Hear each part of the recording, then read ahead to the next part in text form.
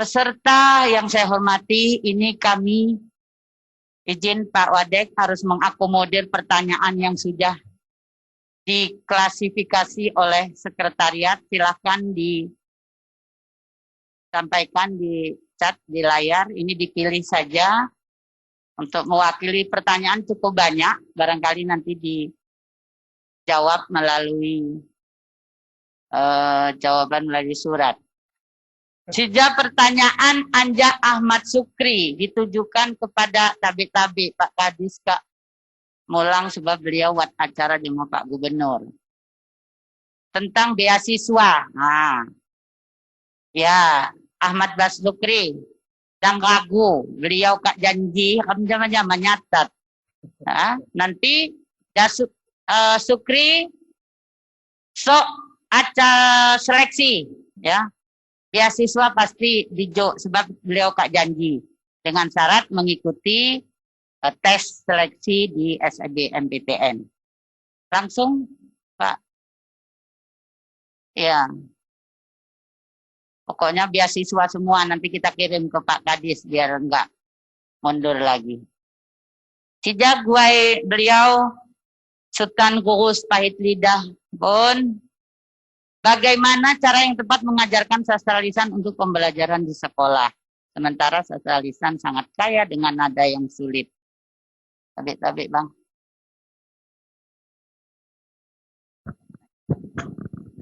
Ya, jawabannya sih sederhana. Budaya itu dilakukan. Jadi kalau pembelajarannya tidak pernah, ya persis dengan ilmu-ilmu yang lain lah.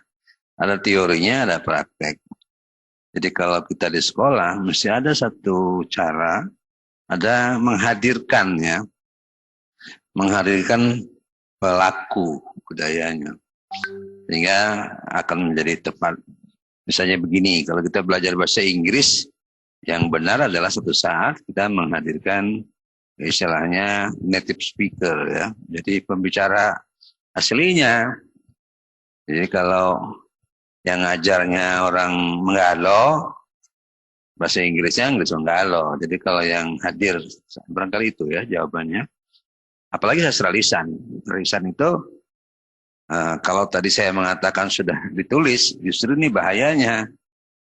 Sama dengan aksara. Aksara pintar, tapi ngomongnya nggak bisa. Ini kekurangan atau hal yang harus kita lengkapi. Jadi tugasnya S1, Prodi S1 inilah bagaimana itu nanti diakomodasi di dalam kurikulum gitu. Nah kali itu Pak Rudi. Terima kasih Pak Ansori Jausal. Lanjut pertanyaan ini ternyata hampir sama kontennya, isinya. Langsung ya. Langkah konkret tadi, oh ini urusan di non formal, Bang Ansari. Ya ini yang justru fenomena kita ya. Saya ambil contoh di kota lah ya, di Bandar Lampung. Ada orang Lampung, begitu ada orang Jawa datang, dia berhenti ngomong Lampung. Atau waktu saya masih kecil, ada anak Jawa mendengar orang Lampung ngomong terus diledekin. Nah ini dulu, sekarang mestinya sudah nggak boleh lagi begitu. Kita orang Lampung sesama Lampung ngomong aja supaya teman kita itu mendengar. Belajar bahasa kan rumusnya nggak bisa dirubah, mendengar dulu. Kalau nggak pernah dengar ya nggak tahu ngomong kayak kata Ibu Junayah tadi, logatnya kan beda. Mau kemana, woi? Nah, itu kan udah Lampung gitu. Jadi meniru itu kan harus mendengar. Ada gak ada vokal yang dipanjangkan istilahnya Ibu Junayah tadi. Jadi langkah konkretnya pergaulan kita, pergaulan anak itu misalnya begini ya. Ada kelompok-kelompok komunitas sekarang yang banyak sekali dibuat. Justru harus dibuat terbuka. Mohon maaf misalnya ada forum komunikasi muda-mudi Sungkai Bunga Mayang. Dia langsung membuat definisi siapa yang menjadi anggota. Jadi anggotanya itu karena disebutnya itu muda-mudi. Kenapa dia pilih kata-kata muda-mudi bukan muni menganai? Adalah siapa saja orang yang tinggal di kampung itu. Mau Jawa, mau Bali, nah, itu bagi orang Lampungnya. Bagi orang pendatangnya, juga nggak boleh dia memisah-misahkan diri, eksklusif. Nggak mau gaul sama orang Lampung. Saya banyak ketemu orang sudah berumur 50-an, di Lampung, lahir di Lampung, nggak ngerti, bukan nggak bisa ngomong, nggak ngerti bahasa Lampung. Keterlaluan. Ini orang-orang yang tidak gaul, ya udahlah orang yang gitu-gitu nggak usah diurus. Mari kita tiru anak-anak di kampung. Saya kalau ke pegelaran dulu sering banget itu mendengar anak-anak kecil, juga di Kota Agung, bisa 3-4 bahasa. Begitu sebentar dia ngomong Semende, sebentar dia ngomong Kota Agung, sebentar dia ngomong Sunda, sebentar dia ngomong Jawa. Bisa. Jadi tirulah anak-anak kecil, cepat sekali dia belajar, gitu ya. Jangan biarkan, mohon maaf sekarang ini anak-anak kecil kita, termasuk cucu-cucu saya, kelamaan di depan gadget sama televisi, dia sudah lebih biasa bahasa Inggris jadinya. Bahasa Lampung tinggal. Jadi ini tantangan ya. Konkretnya itu, bergaullah ya dengan terbuka. Baik orang Lampungnya maupun orang bukan orang Lampungnya gitu ya. Baru kita akan mendengarkan. Saya sensitif dengan bahasa. Kalau saya 1 minggu saja tinggal di Singapura, bahasa Inggris saya rusak. Karena terpengaruh karena saya mendengar orang Cina Singapura ngomong Inggris. Saya langsung berubah bahasa Inggris saya gitu. Karena waduh gitu kan. Jadi memang begitu. Kalau kita menggunakan insting itu sebenarnya mudah. Saya bisa bahasa Sunda, saya bisa bahasa Padang, karena saya mendengarkan. Gitu. Barangkali itu jawabannya konkretnya ya. Oke. Terima kasih Sultan Guru Spaid Lidahun. Ini Pak Wakil Dekan 1 juga tetap setia. Nanti pertanyaan bisa ditambahkan lagi, dikirim. Tapi kita tetap menghargai ini. Ini ada yang untuk Pak Iqbal dan ada juga untuk Bu Junayah. Kita akomodir satu-satu saja dulu karena waktu jualan. Untuk Pak Iqbal, ada pertanyaan menarik Pak Iqbal. Tetapi pun, tapi ini kayaknya baca lebon-lebon Jona. Apakah guru yang mengampu mata pelajaran muatan lokal bahasa Lampung harus benar-benar berlatar pendidikan bahasa Lampung? Sementara sebagian besar saat ini guru-guru tersebut bukan berlatar belakang pendidikan bahasa Lampung. Terima kasih dari Afrion Taswal dari Bengkulu. Terima kasih Bung Afrion Taswal. Terkait dengan pernyataan apakah harus berlatar belakang pendidikan bahasa Lampung, kalau dasar hukumnya, linearitasnya, kesemestiannya, haruslah dari pendidikan bahasa minimal, khususnya bahasa Lampung. Kalau pendidikan bahasa Lampungnya, jadi memang sudah dikuasai. Gitu. Tetapi terkait dengan itu, yang utama adalah capaian tujuan. Tergantung tujuannya seperti apa. Apa arti jawaban saya itu? Bahwa sesuai dengan kurikulum, mampu nggak guru itu, betulkah guru itu kompeten, betulkah guru itu menguasai benar tujuan yang hendak dicapai. Kalau dia tidak menguasai hal yang hendak dicapai, bagaimana dia mentransfer itu? Yang jadi persoalan mungkin target kurikulum pendidikan bahasa Lampung sekarang ini, mohon maaf, cenderung pada aksara. Saya berpendapat aksara itu untuk anak kelas 1 2 bulan mereka mampu. Ya, karena hakikatnya nyalin dulu ada hat surat, ada anak surat, suruh salin, membiasakan. Baru simulasi ini huruf apa secara acak pengenalan. 2 bulan yakin itu sangat dikuasai. Yang jadi persoalan adalah berkomunikasinya. Betulkah melalui pembelajaran bahasa selama 6 tahun atau 5 tahun di SD mereka bisa memahami wacana? Itu persoalan. Apakah betul selama 6 tahun atau sampai dia SMP dia bisa memahami yang orang ungkapkan secara lisan? Apalagi, nah ini ada topik tertentu suruh dia ngomong. Jadi persoalan kalau sudah berbicara atau menulis bukan hanya tentang apa yang mau disampaikan, tapi bagaimana menyampaikan. Bagaimana itulah jadi persoalan penguasaan bahasa. Jadi kembali ini bentuknya kebijakan Bapak. Kalau tidak ada rotan, kadang-kadang akar pun jadi. Tapi saya jawab idealnya kan gitu. Garis lurus untuk pendidikan itu memang dia harus menguasai itu. Apakah dia melalui pendidikan resmi jalur itu atau dia menguasai itu? Dua pilihan.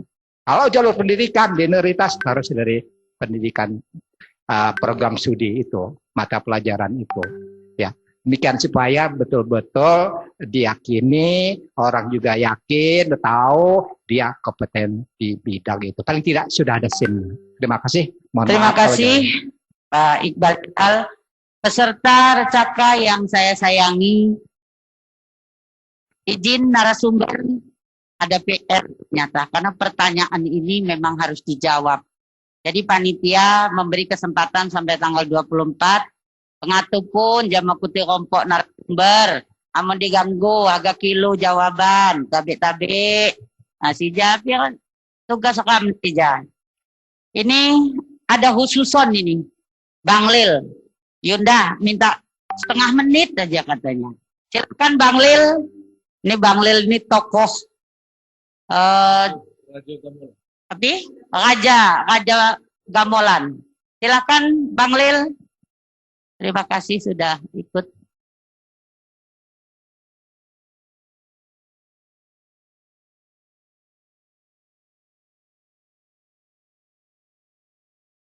Audionya ada.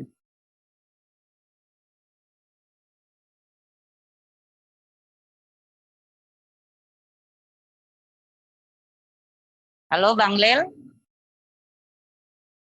Bang Lil dapat terhubung kok dong. Ya, suan nunggu Bang Lil. Kalau si jawab pertanyaan Anja Zainal Abidin. Atu Pak Gunwat ya tuh. Ya. Yo, oi, mapas bye-bye ni sida. Asli. Asli, cawa Bang Effendi Kiai Effendi jeno. Pertanyaan Anja Zainal, Universitas Teknokrat Indonesia. Mohon izin saya meminta pandangan Ibu Dr. Junaya tentang komputasi linguistik pada bahasa Lampung. Dang tijang-tijang tuh. Makasih. Yo. Baik. Saya bukan ahli komputer dan saya juga bukan ahli linguistik komputer. Tetapi di Badan Bahasa saya kira ada teman-teman yang mempelajari bidang ini. Jadi menurut saya mengapa tidak kita pelajari dengan baik? Karena dengan komputerisasi semua akan lebih mudah dibandingkan sekarang misalnya penelitian daripada kita pakai kertas setengah lembar, lalu kita tulis data, lalu data itu nanti masih setengah lembar itu dibawa sampai ke ujung pekerjaan penelitian. Mungkin dengan komputerisasi mungkin lebih mudah. Nah, bahasa-bahasa komputerisasi itu, bahasa komputerisasi linguistik itu, orang Badan Bahasa juga masih belajar banyak tentang ini, misalnya untuk kamus. Mereka dulu biasanya meminta bantuan para ahli komputer. Jadi pertama saya akan katakan saya bukan ahli komputer, tapi saya mengerti linguistik. Terima kasih.